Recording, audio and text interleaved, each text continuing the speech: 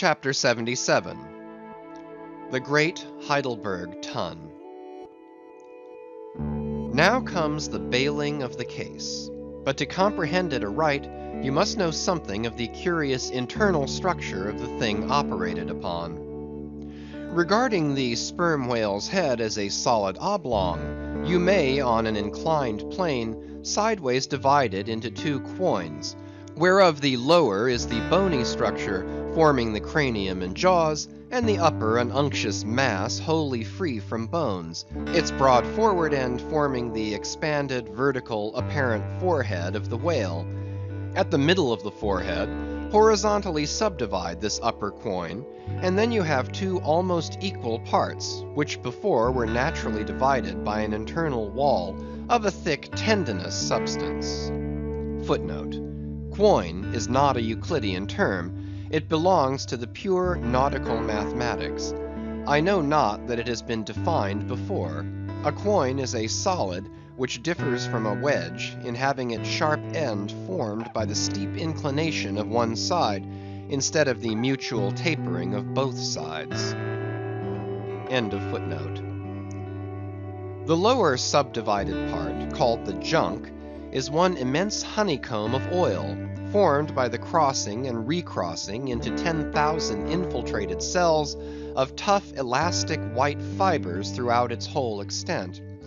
The upper part, known as the case, may be regarded as the great Heidelburgh tun of the sperm whale.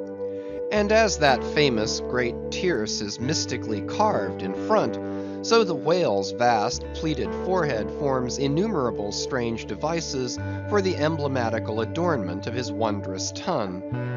Moreover, as that of Heidelburgh was always replenished with the most excellent of wines from the Rhenish valleys, so the tun of the whale contains by far the most precious of all his oily vintages, namely the highly prized spermaceti, in its absolutely pure, limpid, and odoriferous state.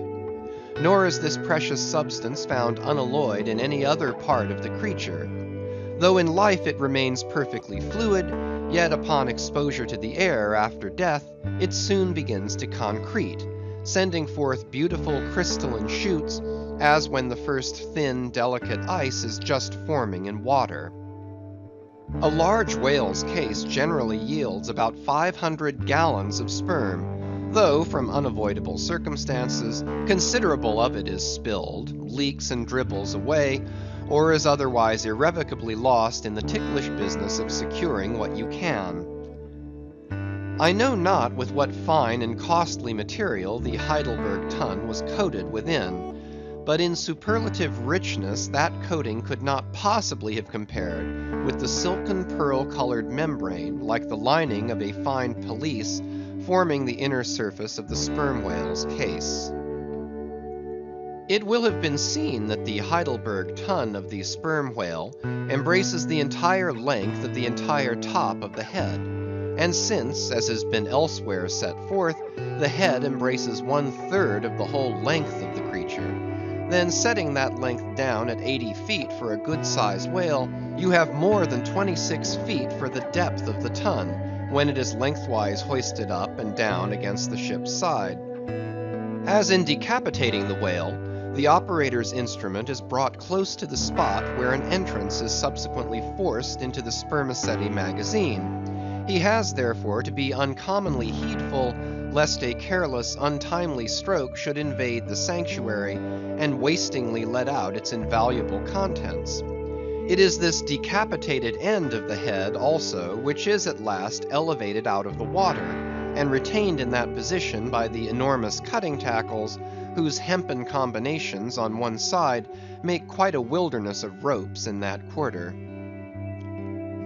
Thus much being said, attend now, I pray you, to that marvelous and, in this particular instance, almost fatal operation, whereby the sperm whale's great Heidelburgh tun is tapped.